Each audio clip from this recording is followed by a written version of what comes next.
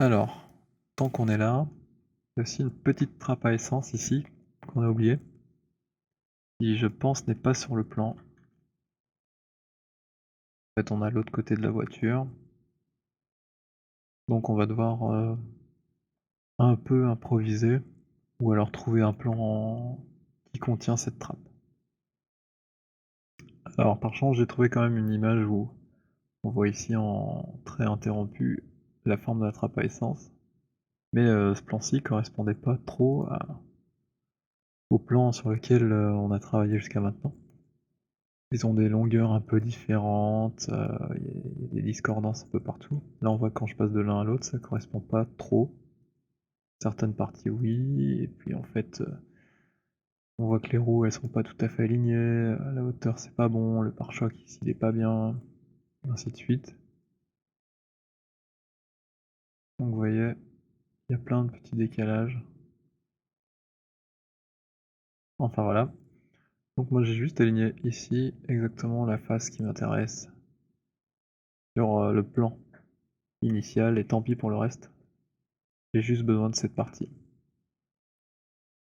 Donc voilà.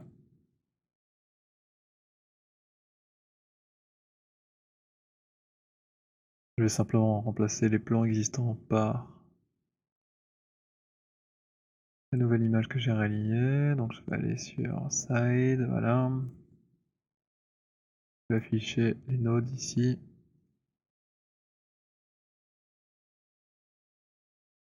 Et je l'ai appelé Side Trap.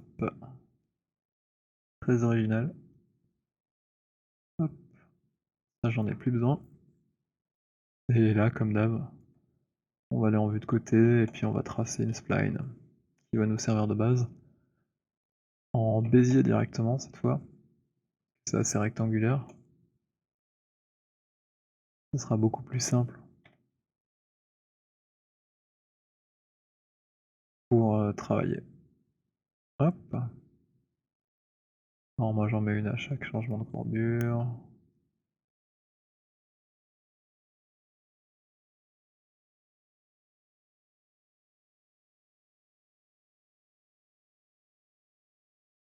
Pouf, pouf.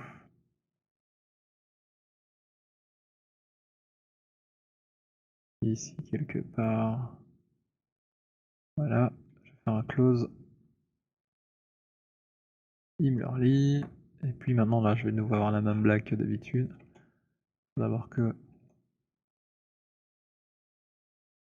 j'isole ma courbe. Je vais aller voir combien il m'a fait de contrôle vertex. Ça a l'air pas mal. Et je vais les transformer en Bézier. Voilà, super.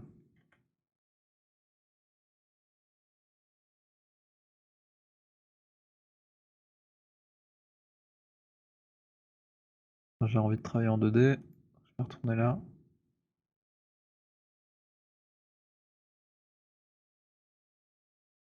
Cacher ça éventuellement. Et là je sais que c'est pas très bien, pas très précis, donc je vais bouger un petit peu mes sommets pour avoir le coin là un peu mieux maîtrisé. En réalité celle-là elle pourrait être en corner normal. Voilà. Hop. Je suis déjà content avec ça, peut-être ici. Voilà. C'est déjà le moment de la placer en 3D.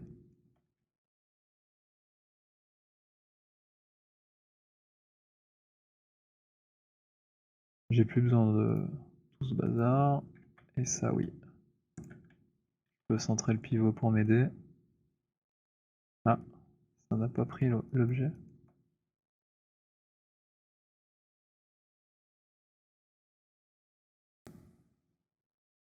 Zou. Je me place ici. Et là j'ai l'impression que il y a comme un conflit. C'est-à-dire que ça passe au travers de ma bande chromée. Alors ça me semble bizarre que j'ai pas vu ça avant.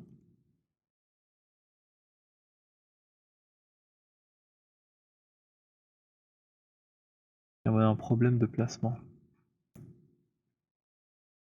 Bon, en tout cas, le plan nous a servi à avoir la forme. Maintenant, on va peut-être pouvoir le placer plutôt à l'œil ici. Et tant pis, je vais prendre une image de ref.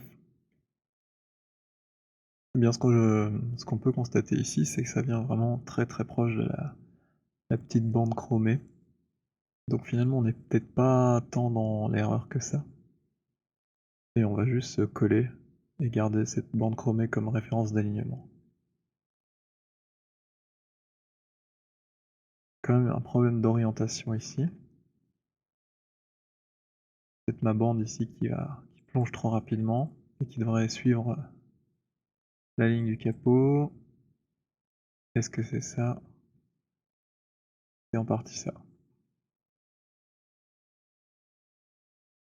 On va essayer de corriger avec une soft selection, on va voir ce que ça donne, ou alors un lattice.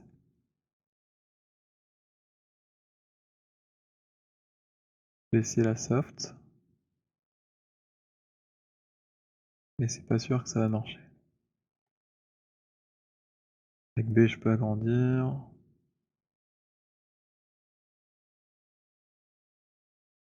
Et qu'est-ce qui se passe si j'essaie de me déplacer à peu près comme ça?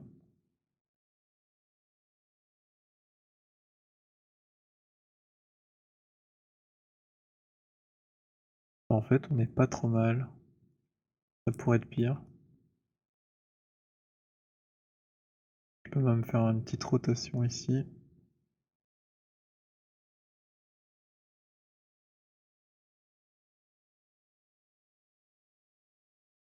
Je ne sais pas si je suis toujours bien aligné, mais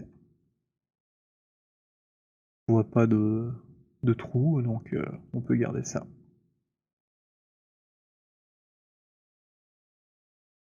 Ah, malheureusement, j'ai perdu un peu de volume ici.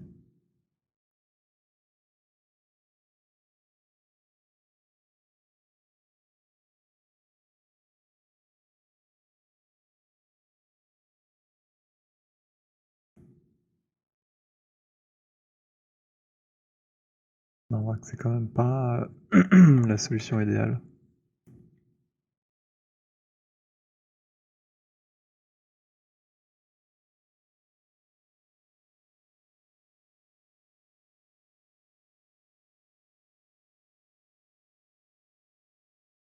Alors la raison de cette imprécision, c'était qu'on avait pris juste une edge.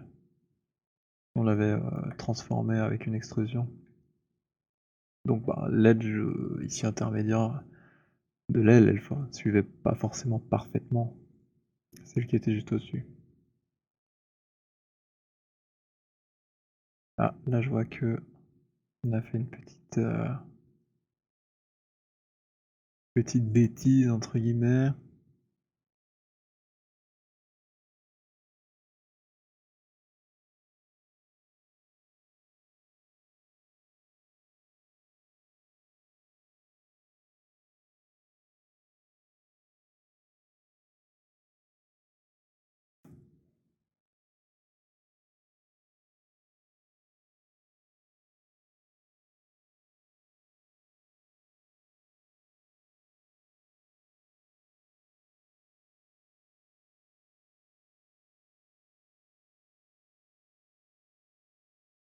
Bon, ça c'est vraiment de la bidouille tout ça.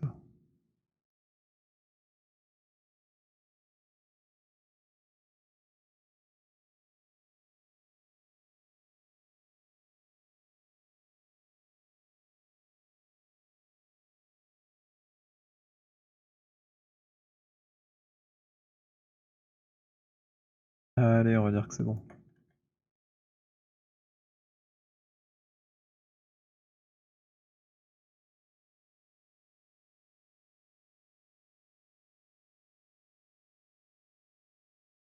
Alors là, ce qu'il faut bien se dire, c'est qu'on est face à un cas typique qui ne produit en général que des erreurs. C'est-à-dire que on veut prendre en référence quelque chose, et cette bande de chrome qui n'est déjà pas placée correctement. Donc, on va faire une interprétation de l'interprétation, et ça va forcément être mauvais. Il faut être bien conscient que si c'est un élément primordial de la voiture qu'on place comme ça, ce sera forcément faux. Ici, finalement, bon, c'est assez secondaire cette partie, donc on peut peut-être se permettre, une interprétation, un petit peu fantaisiste.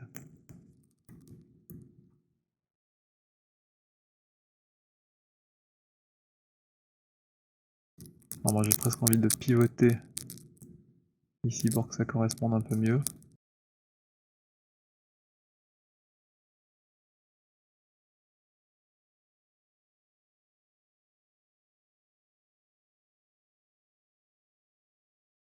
Peut-être pas avec l'incrément parce que, ben, c'est pas terrible.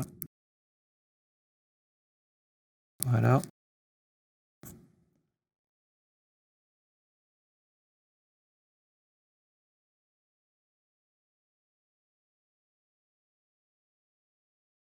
Peut-être un tout petit peu trop.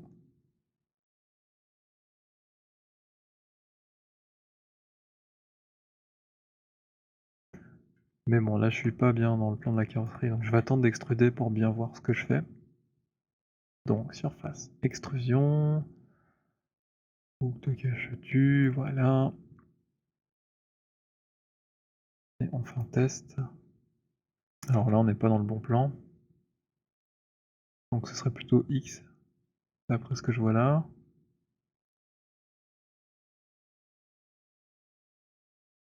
On va faire dans l'autre sens. Donc c'était la bonne direction mais pas le bon sens. Et voici. Là on a presque le bon espacement, c'est cool. Je vais me permettre d'affiner encore légèrement la rota. On va avoir à peu près pareil partout.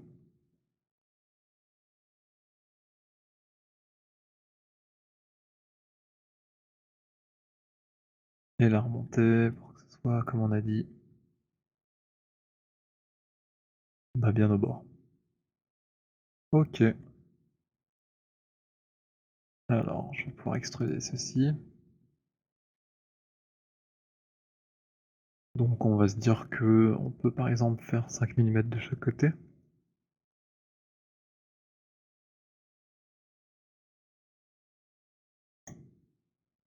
Sans offset. Donc là comme je l'ai souvent dit, quand on extrude vers l'intérieur, ça fait pas souvent quelque chose de très propre. Malheureusement. Je regarde un peu par rapport à ce que j'avais mis ici. Ça a l'air pas mal. Et là, j'aimerais faire la même chose. Mais de l'autre côté, on va nettoyer de toute façon, c'est pas grave. Nouvelle extrude. 0. Ici, moins 0.5. Ah bah c'était peut-être 0.5. 0.5. Là on a bien une double bandelette de chaque côté. Et on va pouvoir nettoyer notre objet. Ça c'est pas nécessaire, ça c'est pas nécessaire. Tout ça non plus. Et à présent avec l'Object Live, je vais projeter et voir ce que ça donne.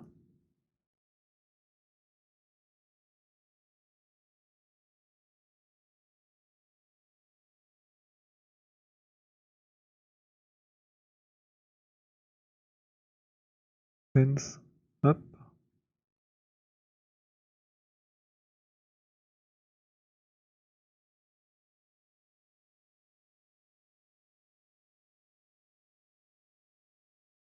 Alors j'ai toujours l'incrément actif, donc je vais gentiment déplacer 100.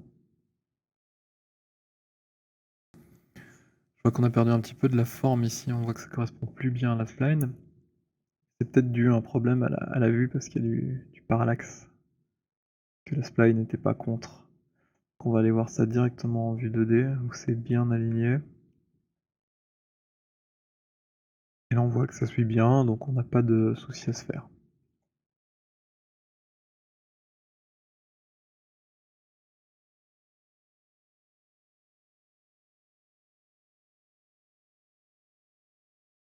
Alors on va faire un petit nettoyage dans les coins, histoire de pas avoir de soucis. Slide Edge Tool devrait bien marcher. Voilà, voilou. Ici, bon ça passe.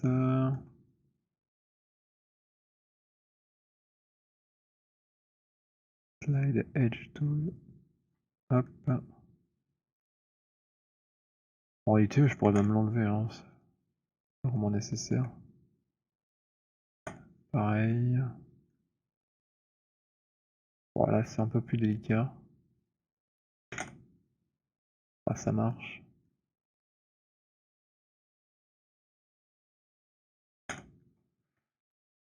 Et maintenant, je vais ajouter quelques edge loops. Une au centre chaque fois. Rien de particulier ici à faire. Hop, hop. Et puis comme d'hab, je peux rentrer celle-là éventuellement.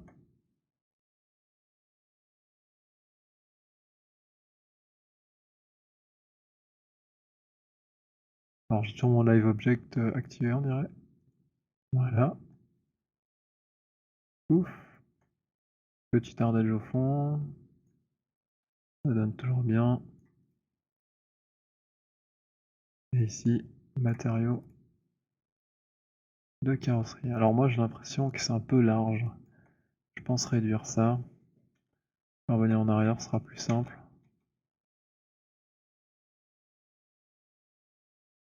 Je vais juste placer des edges intermédiaires ici.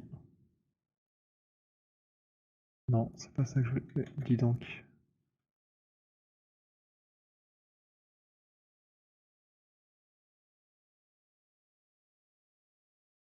Pour que le creux soit juste plus fin en fait. Voilà. Hop.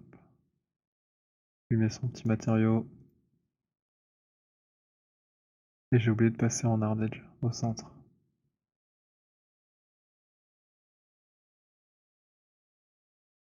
Et si j'enlève ceci, qu'est-ce que ça dit?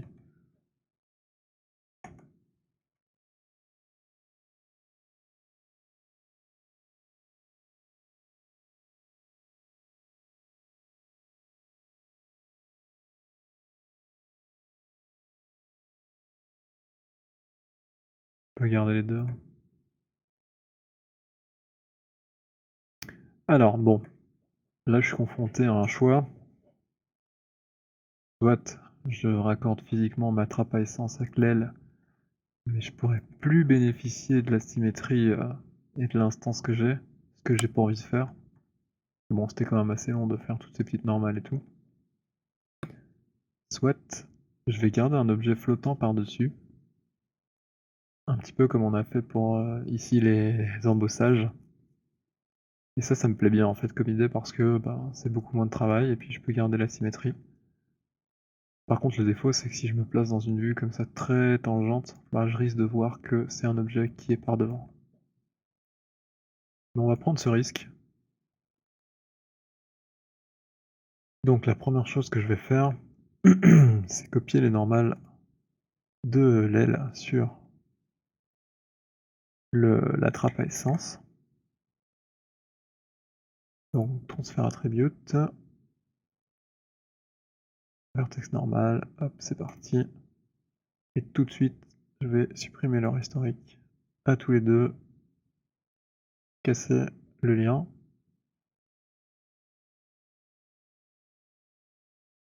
Là normalement, si je passe en isolation, je vais voir que c'est tout plat.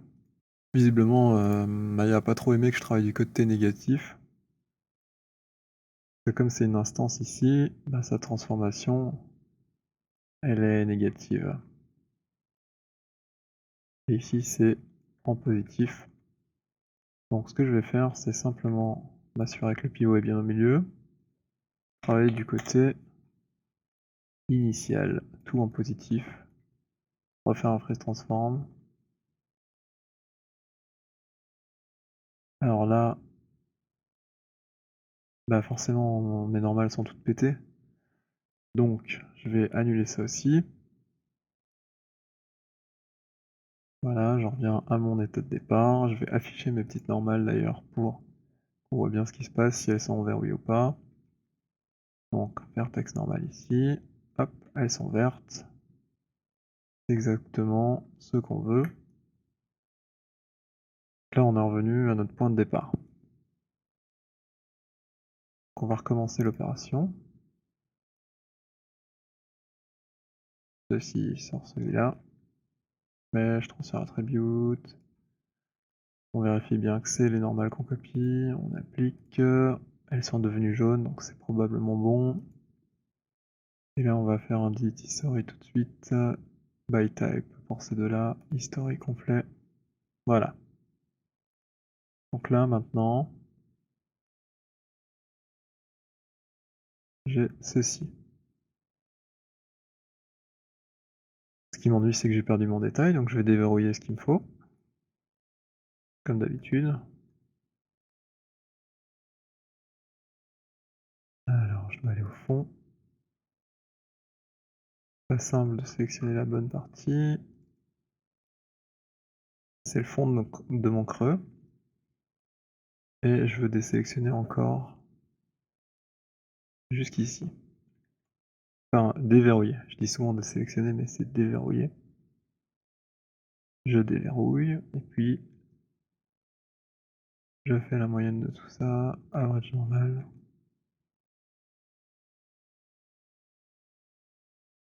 Alors, par contre, en faisant un average, j'ai fait une soft edge au fond, c'était pas une bonne idée. Donc je vais juste reverrouiller ici.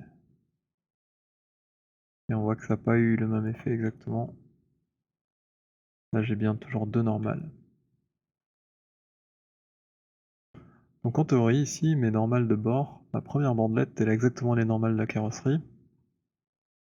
Puis j'ai un petit chanfrein, et puis j'ai un creux en hard edge.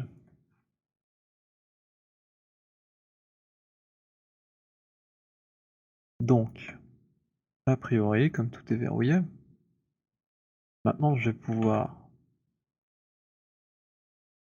déplacer ça très légèrement, plus devant, pour éviter l'interpénétration. Mais je vais aussi pouvoir faire un scale, avec comme orientation component, pour essayer d'avoir le sens de la moyenne des normales. Je vais plutôt sélectionner comme ça. Là, je vais pouvoir l'aplatir, mais comme c'est verrouillé, en fait, je vais même pas l'aplatir, je vais aller chercher l'edge de derrière, parce qu'en fait, c'est courbe aussi dans ce sens-là, donc ça m'embête. Comme les normales sont verrouillées, peu importe la forme que je fais, ça n'a aucune importance, elles vont pas être recalculées. Donc là, je peux vraiment venir tirer tout ça comme ceci, presque à plat. On voit que bah, le profil a changé, mais pas le lighting dessus. Je reviens en arrière. Là, j'ai un truc profond. Allez. Il veut pas revenir. Bon, désolé.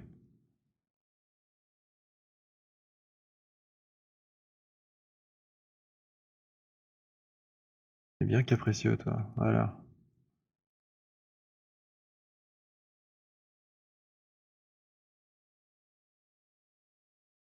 Voilà, que je fasse ça. Ou ici Z. J'ai quasiment le même rendu alors que c'est plat. Là, j'ai bien l'impression d'avoir un creux. Bon, quand je me mets en profil, c'est tout plat. Et ici, ben, comme j'ai copié les normales des bords, on évoque du feu en fait. Et ça, c'est cool. Et j'ai bien un reflet continu en plus, et tout et tout. Alors, il pourrait y avoir un problème, c'est au niveau des UV. C'est un objet séparé. Ben, on pourrait avoir une césure ici dans la texture. Donc là, on peut appliquer la même astuce, donc copier les UV de cette face sur celle-là et ce sera parfaitement raccord dans ce cas-là. Donc ça marche aussi, mais il faut faire une opération en plus. Alors il y a quand même un truc qui est pas très beau ici, c'est que, ben, ça fait, des angles sur les coins, qu'on va voir si on peut rajouter des edges, que ce soit plus beau.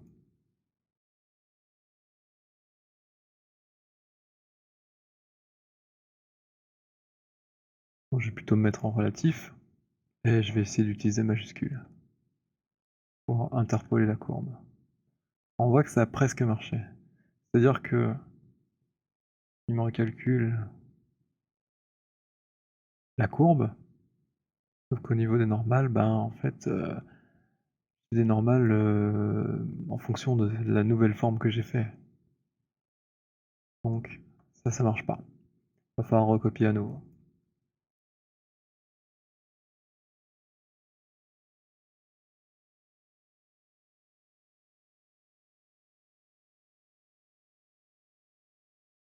Oups,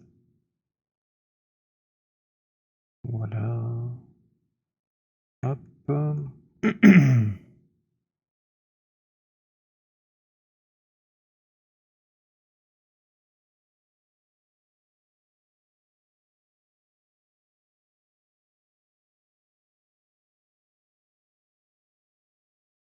Donc là, c'est un peu mieux arrondi. Bon, pas de chance, hein, on va devoir refaire notre détail. Et tout désélectionner, déverrouiller, pardon.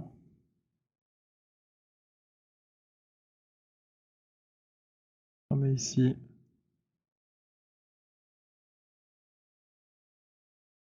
mon edge en profondeur. Hop.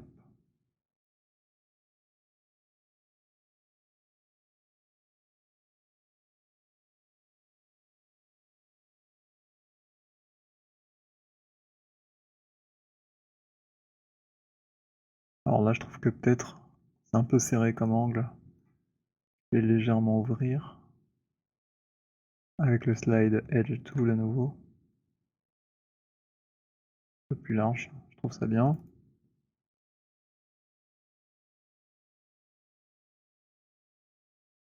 Et voilà.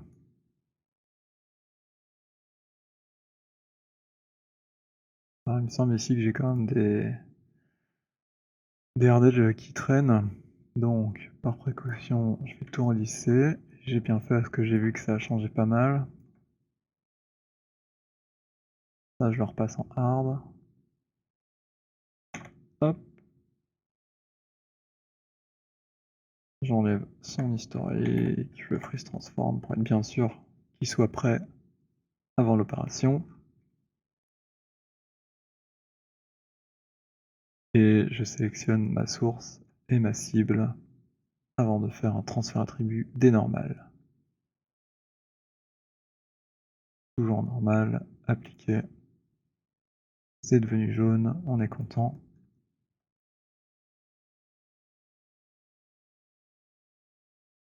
On va retravailler ici ce qui nous intéresse.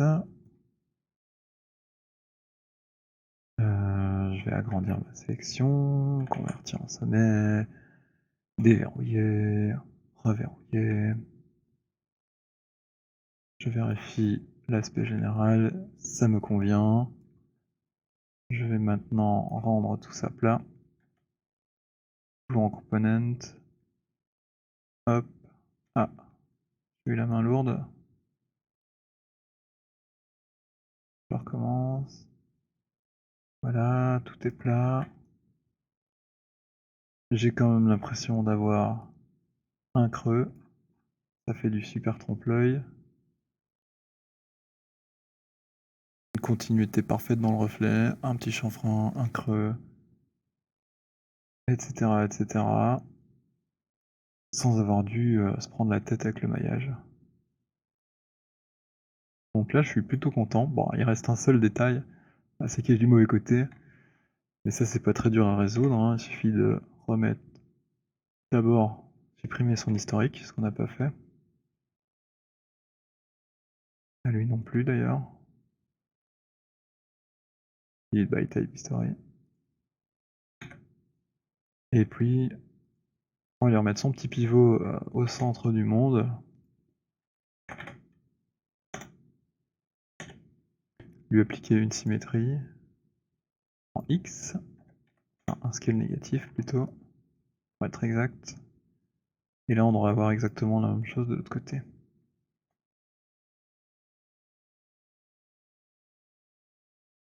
Et miracle, je vois que ça fonctionne parfaitement. Alors évidemment si on devait l'ouvrir et qu'il y avait l'intérieur de modéliser avec le réservoir et tout, on aurait dû découper quand même une partie, on n'aurait pas pu s'en sortir rien qu'avec ça. Donc voilà, ça donne plutôt bien. Moi je suis assez content du résultat. Je vais cacher ici la spline pour qu'on voit bien. Peut-être même un peu trop fin.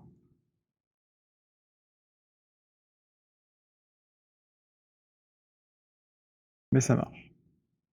Ouais, il reste plein de trucs à faire. Normalement, il y a une grille ici, il y a des petits bidules pour envoyer de l'eau sur la vitre.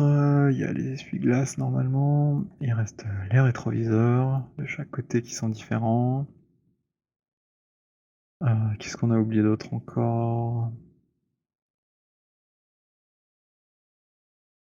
À l'arrière, on a éventuellement les réservations pour les pots d'échappement. Ici, il y a une autre grille si on a envie de la faire.